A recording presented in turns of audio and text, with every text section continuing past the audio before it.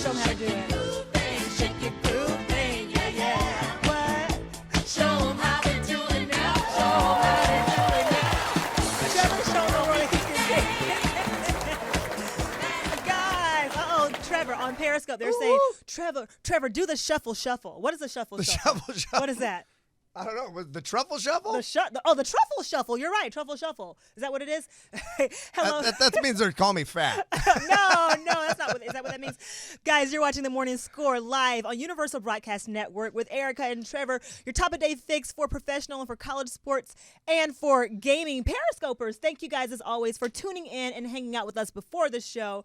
Now it is time for you to do your due diligence and head on over to ubnradio.com, channel 2. Watch us live. Tell your friends. You won't be disappointed. It's our Super Bowl episode. Super Bowl! Here we go. I got to Periscope. I'm sorry. I'm Erica Renee Davis.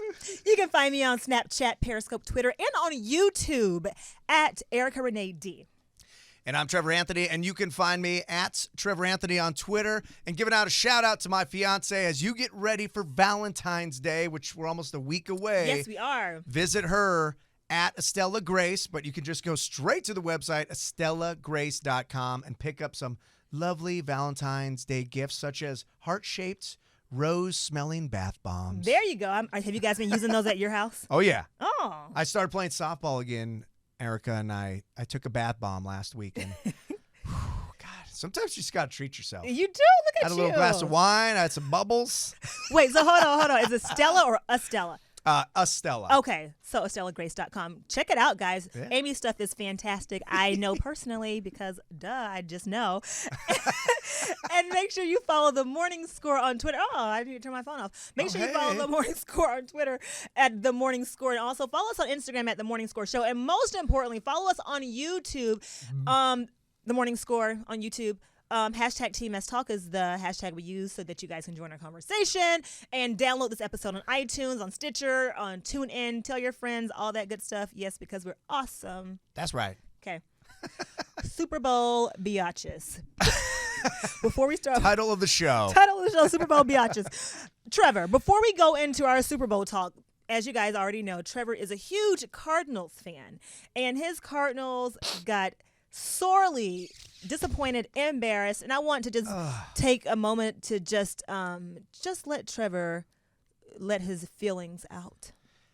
All right, Erica, and I appreciate this, and people of the world, sorry to rehash this, but here was my biggest problem with that game, other than Carson Palmer.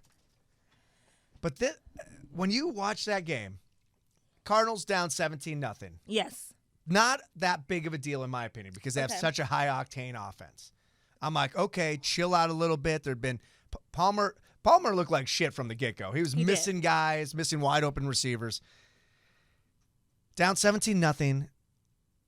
They drive. They score. It's 17-7. 17-7. You're starting to feel a little good. You're starting feeling to pretty feel like good. You can do You're this. like, all right, okay, Cardinals. Yes, you've woken up. You started slow. You've woken up.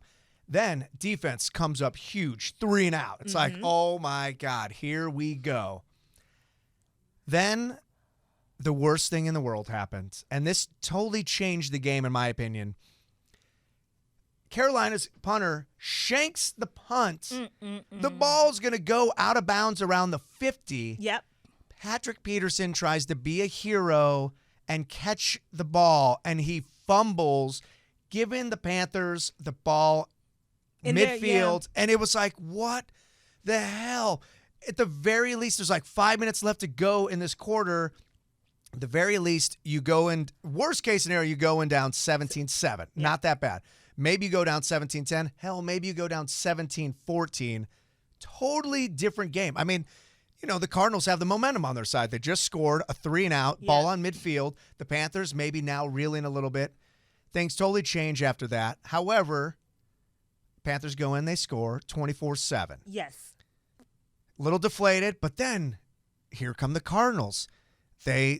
Patrick Peterson picks off Cam Newton, returns it to the 22. It's 24-7. There's like a minute and a half left it's like, okay, hey, maybe you go down 24-14. This is a game again. Wishful thinking. And Carson Palmer shows himself again and throws a terrible pick on the very first play. Carson Palmer, Now, I don't watch a lot of Carson Palmer, but from what I have seen, especially this year at least, the worst possible game of his career. Because it was tonight's game. That game was so important for so many reasons, and it could have been such a statement game for Arians, for Palmer, for Fitz. And this is a team sport, obviously, but Carson Palmer, blew that shit for you guys. Oh, I mean, here's the thing. When you see the final score is crazy. But there's no way you can win, and this is going to be brought up in my nasty stat. Okay. There is no way you can win a game when you have 7 turnovers. Ugh. 6 by your starting quarterback. 6! Carson. Even an average Carson Palmer that night, even an average one, that is a good game, and the Cardinals potentially win. They had the worst possible Carson Palmer, I don't know. I should have checked this, actually, and that's my bad. Was that the worst game ever by a quarterback in a postseason game? It's got to be damn close. We should definitely check that because that would be an interesting, nasty stat. That would be a super nasty stat. Now, here's the funny thing. When all is said and done, it's late in the third quarter, and I won't go into all these details because this game's over and it was an embarrassment. The Cardinals were down 30-15 or 34-15. 34-15, yes. And was it 31-15? Something. Where it's still a game. And my brother and I are texting back and forth. And I was like, I want to believe in the Cardinals, but I know Carson Palmer is going to do something stupid. They drive down the field again, and Carson Palmer throws a pick. And then the game's over. Because if they score there was the whole fourth quarter, there's a shot. But you see, you hear the heart of a Cardinals fan. It's amazing how Trevor keeps saying, oh, there was still a shot. There was still a shot. There was never a shot. But... Without all those mistakes. There was a shot before the coin flip. After that, you guys were done. Oh, no. Well, Patrick Peterson's thing was a heartbreaker. That was awful. Because can you imagine that if they go in at half and it's 17-14? I mean. Yeah. Shoulda, woulda, coulda. Anyway. Shoulda, woulda, coulda. Nasty stat. Trevor, you have some nasty stats to share. We're going to kick off our show after that, little sad reminiscing of the Cardinals, Panthers, NFC Championship, depending on who your team is. And we're going to go ahead and go into a nasty stat before we talk about the Super Bowl. Okay, so I've got 2 nasty stats. And one goes down to 7. The number 7. And here are multiple stats about the number 7 in that damn NFC Championship game. We already talked about 7 originally, 7 turnovers. Okay.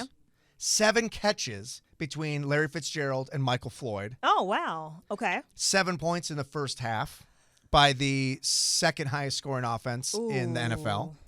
7 points created by Luke Kuechly for the Panthers. Yeah, he did. That's more than points for Fitzgerald, Brown, or Floyd combined. 7 for third down conversions that weren't successful for the Cardinals. Dang. They were 3 for 10. And 7 minutes the Cardinals were actually in the game. Trevor, that was the best nasty stat ever, actually. Thank you. 7. So 7. If 7 is your lucky number out there, you need to get a new lucky number. Yeah, right? Now, here's another stat, though, that I'm excited about. And this will kind of transition us into the Super Bowl. Let's hear it. Because it was a conversation that we were having off air that I believe we were going to touch on air anyway. But was the whole thing with Cam Newton. And I was saying how I don't look at Cam Newton as a black quarterback. Yes. I look at NFL players as players. Okay. But with all the media and everything talking now, kind of making it like, Cam Newton versus Peyton Manning, black versus white. It's like, well, I want everybody to slow the roll there because it's been Russell Wilson, Kaepernick were also in the past 3 Super Bowls. Yeah. But it gets you thinking. You start thinking about some stuff. And can you guess? Here's my nasty stat. Okay. Can you guess how many starting black quarterbacks are in the AFC? In the AFC? In the AFC. Ooh, let's see. Patriots, Steelers, Jaguars, Texans, Broncos, AFC, Chargers, 0. 1. Wait, hold on. One starting. Tyrod Taylor. Tyrod Taylor. Yes. Okay. So the reason why I bring that up is because to me, the whole black-white quarterback thing, I don't know. To me, it's not that big of a deal. Okay. What I think would be cool and I think would be super newsworthy, would be the first Super Bowl ever with 2 black starting quarterbacks. Okay. Like, that's history. That's like when there were 2 black coaches, when Tony Dungy and who was it? Was it Dungy and freaking A? Was it Tom? No, it wasn't Tomlin. So he was with the Colts, right, at the time? So maybe it was Tomlin against someone. Maybe I just made that up. No, I think you're we'll think about it. We'll hash that out because I think you're right. I think I'm onto something. But going back go to ahead. this, like, the only way that's going to happen is if we get any decent quarterbacks in the AFC. There's only one. True. And it's Tyrod Taylor, who is Taylor. not going to lead his team Yeah. to a Super Bowl. Well, okay, so let's jump into the Super Bowl and the Cam Newton thing. So Cam Newton last week talked about how critics are intimidated by him because he is a black quarterback who people have never seen do the kinds of things that he's doing. So now this week, in opening media day for the Super Bowl, all the questions virtually have been about black, you're a black quarterback. And so now he's kind of backtracking and trying to shift the narrative away from the fact that he's a black quarterback and more about, oh, this is a team thing. This is not about black or white. This is about winning. This is about the Panthers in our community. Listen, I like what you said when you said, Trevor, that you don't look at him as being a black quarterback. You don't look at players as being black or white. You look at them as being players. I think that your thought process is a little bit more progressive than Middle America's or than the South's. And I think that Cam Newton gets a lot of grief because of his past, because he got in trouble at the University of Florida for having purchased that stolen laptop. And then when he went from JUCO to back to the SEC, his dad pulled strings and basically shopped him around allegedly to figure out which team he was going to go to, Mississippi State or Auburn. Apparently, there was between $100,000 and $180,000 at stake. So I think that for Cam to have had the sordid past that he's had and then to still come out on top, leading the Panthers from virtual obscurity to a Super Bowl in 5 years or 6 years, and he's dabbing and he's doing all the things in the end zone that traditional classic white quarterbacks don't do. We can't help but acknowledge that there is an undertone of prejudice. I don't want to particularly call it racism, but there's a prejudice against someone who looks like Cam. He's perfect. He's tall. He's black. He's big. In society, we sometimes get intimidated by big black guys. He's a big black guy dancing in the end zone, but successful as hell. People don't like that. Well, and that's a big word for me, is successful. Like, people envy. It's one of the 7 deadly sins for a reason. 7. 7. Come on, nasty stat. But people are envious of him. They're jealous, and it pisses them off. And for those, prejudiced, racist white folk, then it's going to even piss them off even more. Yeah. I mean, here's the thing. As just a football fan, and I like Cam Newton. Yeah. I mean, the guy gives balls to kids and he's dancing and it's fun, and it's what people forget about with NFL. It's entertainment. Like, I know it's a sport, but it's entertainment at the end of the damn day. I love all the freaking antics. Now, on first downs and stuff like that, unless it's a huge first down, I'm like, okay, maybe you can pump the brakes on that a little bit. If you converted a 4th and 31 to, then maybe dab on that, but don't overdo it. Like, if the game's on the line and you have to pick it up and you pick it up, hell yeah, dab on. But if you're up 20 points in the fourth quarter with 2 minutes left and you get a first down, maybe you don't need to dab. Or you're up 40 points on the Cardinals and then you do a 2-point conversion. That was awful. I'm sorry, go ahead. That fired me up. I was so mad about that. That was bad. I didn't like that. But, people are just going to get mad at this guy. And I don't think he helped with his comments, because that's just like, now that's fuel the fire. It's like, oh, look at what this guy did. Yeah. So it's just going to fuel the fire. And now they're going to ask these questions, and the guy is not going to be able to win. I mean, even if he wins the Super Bowl, that's probably going to piss the haters off even more, obviously. And you know what? We always like to quote Colin Cowherd. And Colin, you're a homeboy. I don't know if you guys know that, but Colin, when you listen to this over and over again, remember, we love you. We love the Colin. We love the herd. We do. But you know what? It's part of success. Yeah. Unfortunately, part of success is you are going to get serious haters. Yes. And they're going to, any little nugget they can create, they're going to, like the whole laptop thing, the whole Auburn thing. It's like, Is that in the past? And let's it's talk like, come on. the laptop thing. Okay, so from what I know, he bought a laptop from another student at the University of Florida, and the laptop was stolen. And so when the campus police or the local authorities got wind of it and traced it to him, and he found out, he threw it out of his dorm room window. Now, I went to college in the early 2000s, and that was when we were burning CDs off of Napsters. Now, so I know stealing music off of Napster is not. We have a caller. Oh. Okay, you're live on the Morning Score with Erica and Trevor on our Super Bowl episode. We're talking about Cam Newton and his sordid past and how his perception will be moving forward in the NFL. Who's on the line? Yeah. Oh, this is Holly Morgan. I was calling for a brief psychic reading. Is Natalie Thompson there? Oh, you know what? No, Natalie's not. But do you want to talk some football? Well, I don't know anything about football, quite frankly. I really don't. I'm from Washington, D.C., and I guess you could say I'm from the Redskins.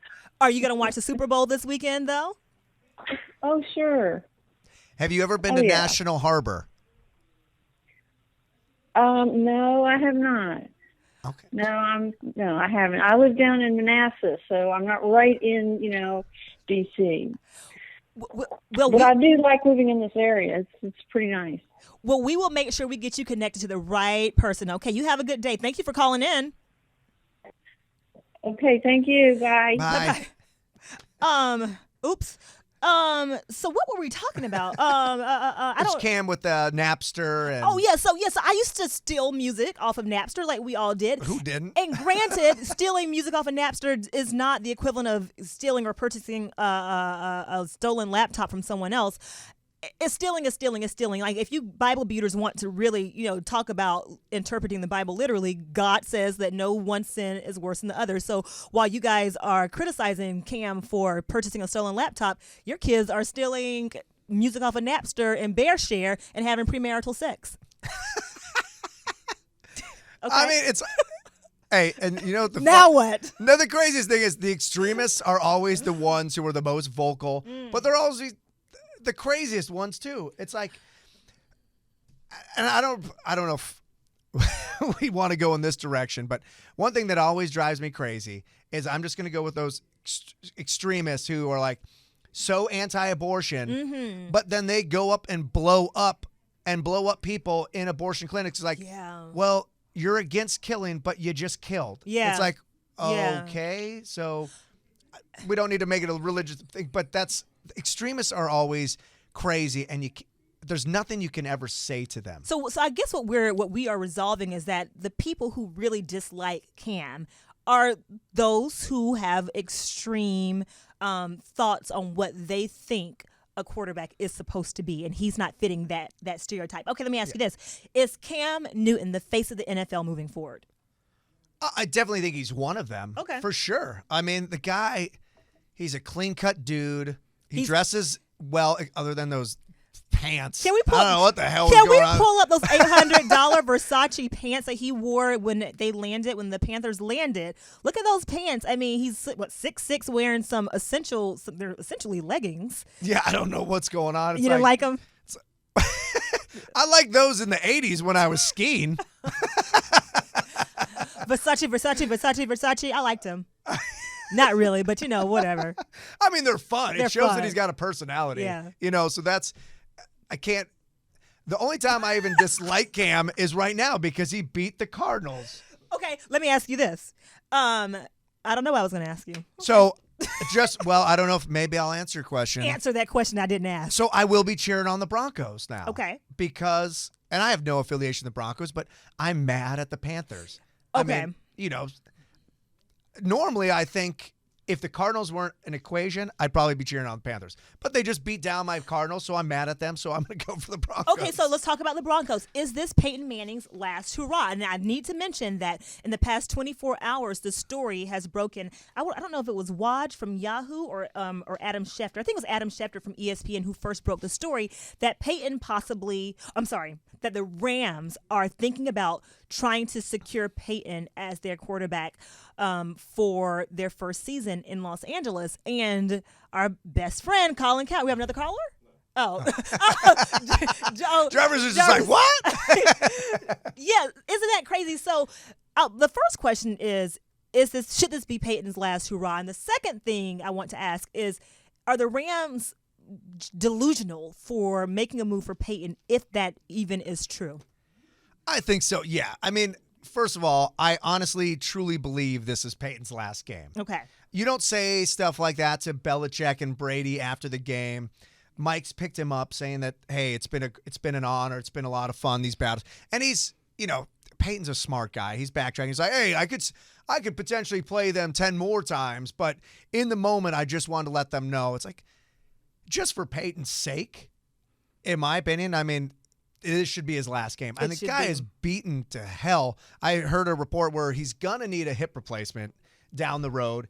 It's like, man, if he wins, I would say it's 110% guaranteed because there's no better way to go out. And if he loses, I'm just going to say it's 99.9% because it's like to come back and do this all over again with no guarantees.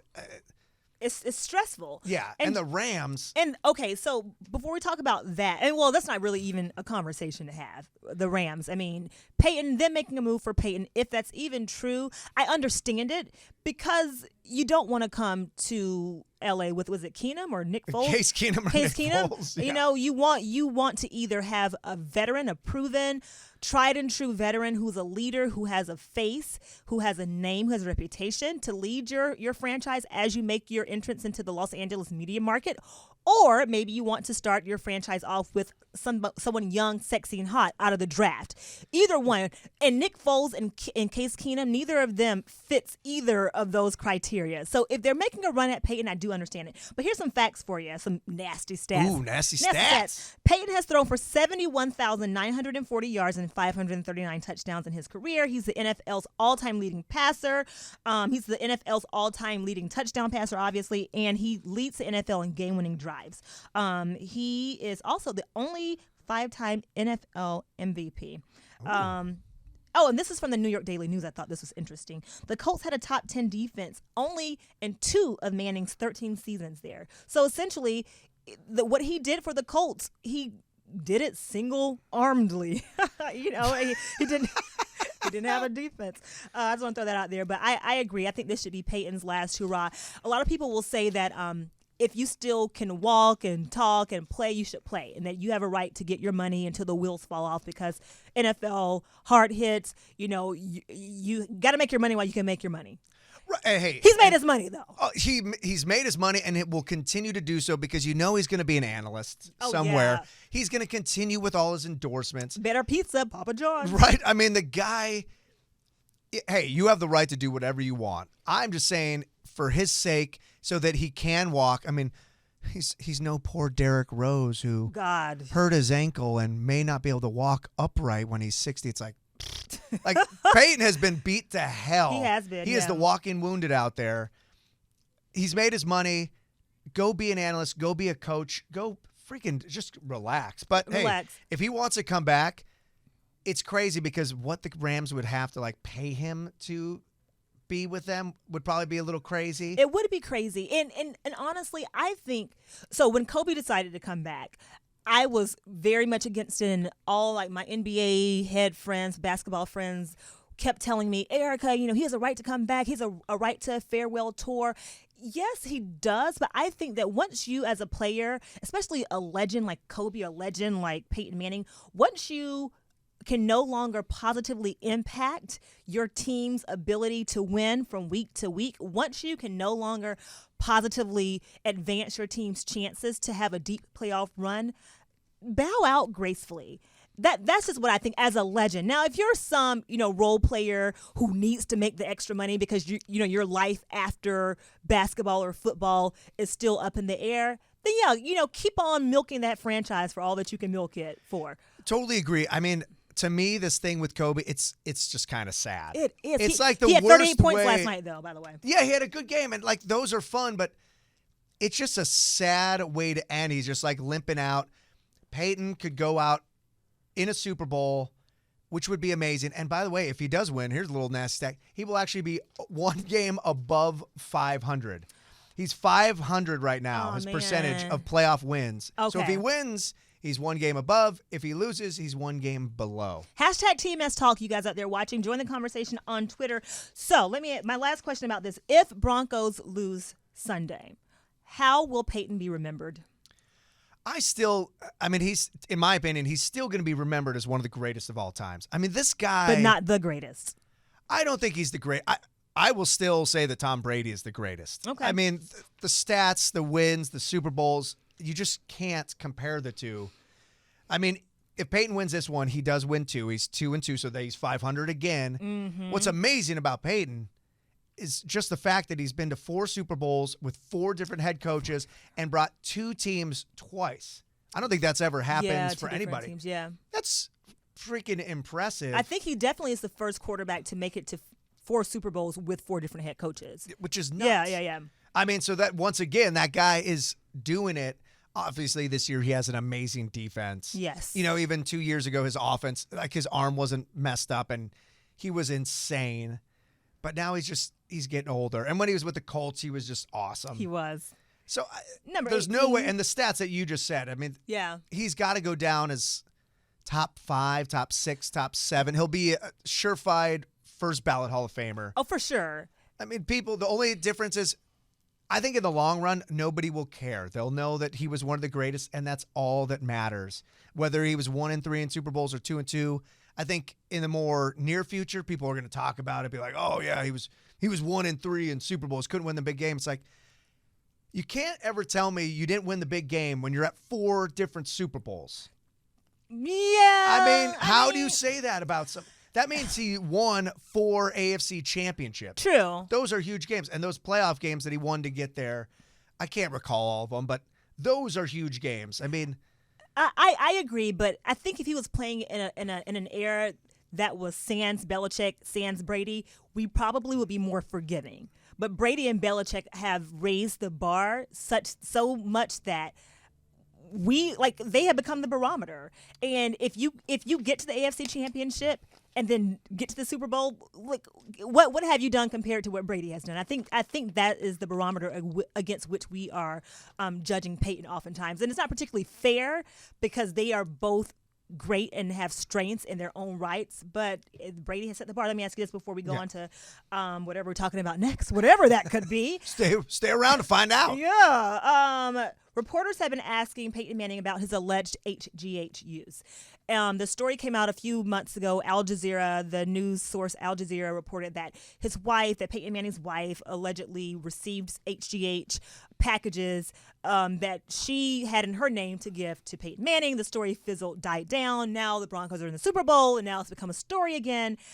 Peyton Manning's answers were, I know when the NFL investigates the HGH story, I know what they will find, a big fat nothing. I know the rules. I respect the rules. And then Bart Hubbuck, a reporter, asked him if he will let the NFL have access to the Geyer Institute records that he worked with when he was healing from his neck injury.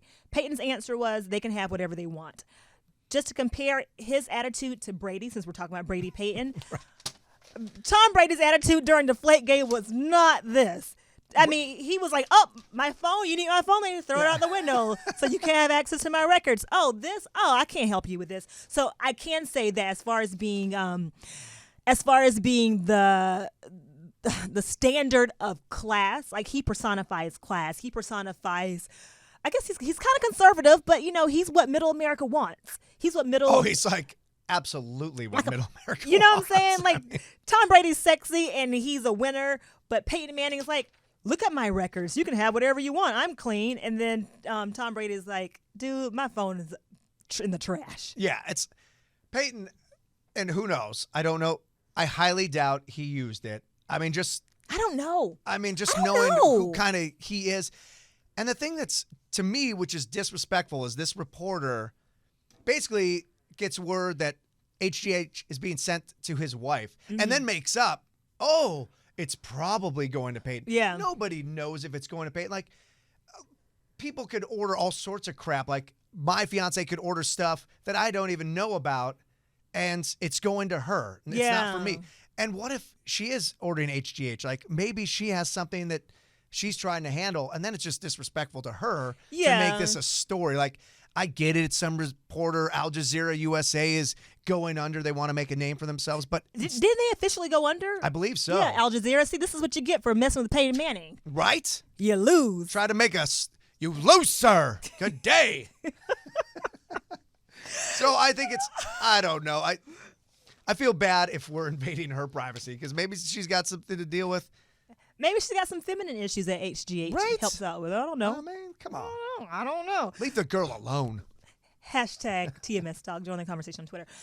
Denver's defense versus Carolina's defense. If you have not caught on yet, this is the Super Bowl episode, biatches. Okay. Here's some fun Super facts. Bowl. Super Bowl. What's the Super Bowl dance? What is the Super Bowl dance? I don't know. We're gonna find out Sunday. Is it dab or is it Is it what? Bronc? Is it Nationwide is on your side? Oh. Who will win the Super Bowl? 2-4, it feels so good. Right? Broncos should cover the spread. Ooh, look at that reverb. Cam will dabby dab. Oh, wow. I mixed the two. So Cam and the dab, and then I mixed the Nationwide on your side. How about that? I was here. I saw that. That was on the That was good. That was good. That was impressive. Denver's defense versus Carolina's defense. Denver's defense, 52 sacks in the regular season, most in the NFL. Broncos defense hit Brady 20 times in the AFC Championship, Damn. which we both predicted wrong. We're losers. I know. I was 0-2, by the way. You were. I mean, like I was going to go against the Cardinals no matter what. But I honestly thought they were going to win that game. You were wrong. My thoughts, Denver's defense will be this weekend's saving grace for the Broncos. Wade Phillips has proven to be a defensive genius, and I hate when we're so quick to name someone a genius. Chip Kelly's an offensive genius. Wade Phillips is a defensive genius. I think that Wade Phillips is a defensive genius because if it wasn't for Wade Phillips and that defense and Aqib Talib and TJ Ward and DeMarcus, they wouldn't be. They wouldn't be in the Super Bowl. So I nod my head to that Denver Broncos defense. And I don't want to act like Carolina's defense is not something to turn your nose up at. But when it comes to the dueling defenses, Broncos all day. Number one defense in the league. I can't even argue with that. No, I mean, and that's the thing is like the Panthers D obviously is solid. Yes. But they can be scored on. They can be driven on. It's just taking care of the football. True. I mean, it goes back to Peyton Manning. If Peyton Manning can secure the football and not make crazy mistakes, and if those Broncos receivers can hold on to the ball. Ooh, because they had, what game was it where they had about seven? Was it seven? Oh, drop- they've been dropping it all passes? over the Yeah, place. it's awful. But I think that Panthers D, the Broncos can drive on them. And if they have long, sustained drives, I think that's going to be huge for the Broncos. Carolina's that quick strike offense. But, man, they're going up against a secondary that is more lethal than any they've seen. Like, yeah. the Cardinals have a great secondary, but they didn't have the Honey Badger. Yeah. I mean, and that's a big thing. So you see, guys, the theme here is that Trevor cannot let go of this NFC Championship. Cannot let go of He it. can't let it go. He cannot Let it go. Let it go. But I think, this Broncos D, and I think they're going to hit Cam. I think Cam is going to get hit. He's going to get hit a lot. And I think that could be one of the biggest parts of this game. If they're hitting Cam, can they rattle him? Okay. Because he doesn't seem to be easily rattled. But well, he's big and black, like you know what happens when you're big and black? It's hard to rattle you. You get it? This is awful. But he's 6'6", 240. he's a big boy.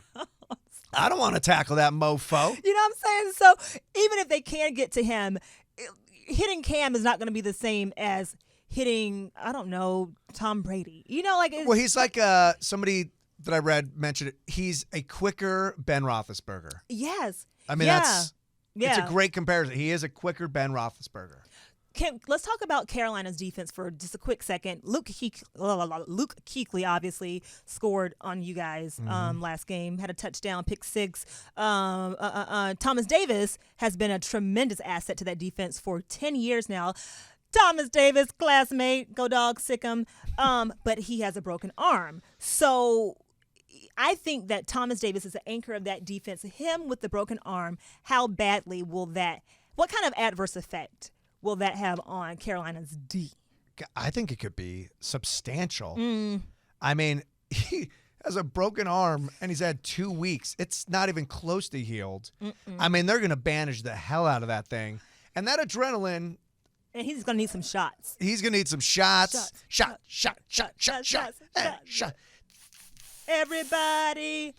But, man, if he goes out for any reason, Jared Allen's got a broken foot. Yep. I mean, they're a little banged up. Kuechly is still a beast, and this could be potentially history in the making. If he has a pick 6 in this game, it'll be in all 3 postseason games. Well, he picked 6 against who was their first game? Seattle. Oh yeah. He got Seattle. He got Arizona, Cardinals. And now he could get Denver. Which that's crazy. And I think he's a middle linebacker. He's a middle linebacker, and also I don't think it's far-fetched to think that he could have a pick 6 in this game because I mean it's not like Denver has a quarterback who I can't say that. His arm might suck right now, but he does make smart decisions. So let me not rag on Peyton too much. But with that, one of my things that I'm thinking for the Broncos, Peyton needs to let some fly and early because Kuechly can easily get that pick 6 if it's just dump out, check down. Then they're going to catch on it. He needs where the hell is Demaryius Thomas? Demaryius Thomas, yeah. He'll be there Sunday. I hope so because, the Broncos hope so. Yeah. Because Demaryius, Emmanuel Sanders, these guys have been almost non-existent. And they are elite receivers. They are. Again, the receiving core for the Broncos, the end of the season, beginning of postseason, just trash. I hate to say trash, but drop passes everywhere. You get a drop pass. You get a dropped pass. You get a drop pass. It was sad to watch. Your NFL receivers. And I was listening to one former player who was talking about it, like how they went from Peyton, who's a little slower in his release, to Brock, who's got some heat, back to Peyton. It's like, I get that, but you also have a week of practice with these quarterbacks. So it's not like it's coming at you for the first time. Yeah. Like you've dealt with these guys. I get, like if it was in a game and you started with Peyton, then you went to Brock, then you went back to Peyton, I could kind of get that you're a little off. Yeah. But when you have a whole damn week, and with Brock, they had 4 or 5 weeks, whatever. Yeah. I'm like, that's some bullshit. Hashtag TNS Biatches. Talk. Super Bowl biatches, talking about Super Bowl. Join the conversation on Twitter. We're going to do some fun stuff before we do our predictions because we do have to do our Super Bowl predictions. Highlights from the Super Bowl opening media day. Now, opening media day for the Super Bowl is normally during the day, but this is the first time that it has been a prime time event. Some of the highlights, Miss Universe Pia Wurtzbach. Is that how you pronounce it? I think it's Wurtzbach. Wurtzbach was there dabbing with the Panthers team. She is the one who it wasn't her fault that Steve Harvey unceremoniously had to crown after miscrowning Miss Columbia. So that's how you might know Miss Universe. Rocky the Leprechaun, who has been cheering on the Broncos for 30 years, was at Media Day in full Leprechaun/Broncos gear. Kelty Knight from The Insider said that last year she didn't get a lot of attention from the athletes. So this year she came as a sexy referee with her little tight black leather pants and her little tight black and white top. Gotta do what you gotta do. She even said, gotta use what your mama gave you. Shake what your mama gave you. Shake what your mama gave you. Shake, shake, shake. Shake, shake, shake. Shake your booty. That's okay. We get both the genres in here. I like it. I like it. Do you like or dislike the spectacle that opening media day or night now has become? I was kind of impartial. Yeah. I mean, there wasn't anything like too crazy that happened.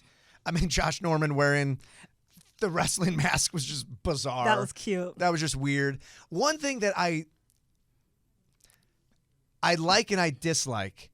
I like when former athletes do some interviews, but only when they make it about the current athlete. Like Deion Sanders was there, and he seems to like make it all about him. It's like, dude, this is not about you. Showtime. You played in your Super Bowls, brah. Let it be about, like, he and Josh Norman went on this like little 5-minute tirade talking about what happened in week 14, 13, whatever with Odell Beckham. It's like, dude, who cares about that? Let's talk about the Super Bowl. It's okay. I like all the wacky questions, like this stupid questions. Yeah. I think that's what's fun about it because these guys are so used to, how are you feeling? How do you prepare? What's your strategy? It's like, I want to know, what video game are you playing in your hotel room? Like, you know, if you win, where are you going to go celebrate? Like, I want to know, like, personal things like that. Yeah, that's what's fun to me. So NFL Network, I mean, clearly next year you need to make sure you have Erica and Trevor at the opening day for media night for Super Bowl because we're going to ask the fun questions. Everyone else is out there asking the stuff no one wants to know about. Yeah, we're going to get real. Yeah, we should have the morning score there next year. Actually, we're working on it. Oh, See what happens? Another fun something for the Super Bowl. What are your 5, Trevor, what are your 5 Super Bowl party must-haves? What 5 things do you need at a Super Bowl party to have a good time? Okay, this was a tough one. Okay. I actually went 6 because I couldn't decide.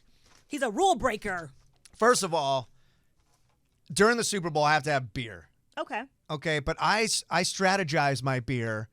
I have a good beer that I really enjoy, like a Peroni. Is that a good beer? Oh, yeah. Good Italian beer. Nom, nom, nom, nom, nom, nom, nom. Okay. I think that's my favorite beer of all time is Peroni. Have you ever had, is it Allagash or Allagash? Oh, Allagash? I love that. That's good. That's a little sweet for me. Oh. But that's a good beer. So that would constitute. Okay. So I like to start that way, and then I start getting into the game, and it gets intense or whatever, because even if I don't like teams, I'll probably put some money on it, you know, just to make it interesting to me. Yeah. So then I got to switch it up to, like, a Miller Lite or a Bud Light, because then I just start, like, either excite pounding or hate pounding. Okay. So I start going through them, and they're not as strong as, like, a Peroni. And So you go from good beer to water. Okay. I won't ever say that to my friends at Budweiser. Oh, yeah, that's right. I forgot. I'm just kidding. Actually, one of my girlfriends, I can't even say, but go ahead. But a lighter beer, if you will. Yes. Okay. So I always go that way because to me, the Super Bowl is a marathon. It's not a sprint. So I can't be doing my choice, which would be bourbon, because by the end of the Super Bowl, I probably wouldn't even make it to halftime. No. Then one of my favorite things is cooked like little mini weenies.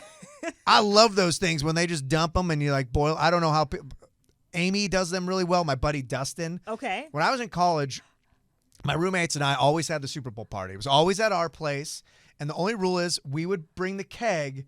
You had to bring food, and people would bring all sorts of good stuff. And what's amazing, too, for all you college students that are listening, do this because people bring a crap load of food. And as a college student, you have a ton of food now left over, so we're eating for like 2 weeks off of what people brought for the Super Bowl. That's smart. But then nachos just seems like to be a Super Bowl tradition. Give me some guac. Ooh. Give me some chicken on there. Chicken wings. Chicken wings. And then ribs. I love ribs during the Super Bowl. I like that. Yeah, you gotta. Oh God, ribs are so like good. that. That's really smart, actually. Now, if you're eating your ribs like that, I will not be at your Super Bowl party because that will annoy the hell out of me. And then we're breaking the rule, as I said, some type of veggie. You need some type of green. Okay. It's boring, but guacamole is a green. okay, there's your green. Okay. So see, technically, I did not break the rules. Good job, Trevor. How about for you? Mine are Jameson. Always need my Jameson. Okay. I have become a big Jameson drinker in the past year and a half. Now, do you sip it or do you shoot it? That's the thing. I like to shoot. Okay. I like to I like your style, Erica. But, I don't, if I'm not shooting it, I'll do Jameson on the rocks with a splash of water. Oh, but I like to shoot because I like to go ahead and get my buzz going because I can't drink over extended periods of time. I cannot get up in the morning and start drinking and drink all day. Like I need to have my 3 or 4 drinks in like a 1 hour time period and then it'd be done. Wow. That's what I do. That's interesting. Because that's what I cannot drink over hours and hours. Can't do it. See, we could hang out at Super Bowl because with beer, then I can also take shots. See? So I would There have you a go. beer and have a shot. As long as you're not doing, we can hang. And then pizza. Pizza is a staple Okay, yeah. in my life. I know, pizza's so good. Pizza, I got to have it every week. I literally have to have pizza. If not once a week, then once every other week. Fresh Brothers Pizza has the best pizza. I'm writing that down because I was going to ask you where you get your pizza. Fresh Brothers Pizza, they have a great margarita pizza. I think it's the traditional crust, so it's thin, but it's not crispy. So good. Wait, is that a place to order, or is that They do deliver. store-bought? They do deliver. Oh, So okay. there's one in Santa Monica. There's one on Beverly. For all you Los Angeles peeps, there's one on Beverly Boulevard, like Beverly and Wilshire. There's one in Boys Town. We have a caller. Oh, Jarvis, you like pizza too? You like hey, Fresh Brothers. Fresh Brothers. Fresh Brothers Pizza. Okay, it's really the best pizza. They use very fresh ingredients. And then my next one, chips and dip. So that's my 3. Okay, chips and dip are good. And then my last 2 are kind of unconventional.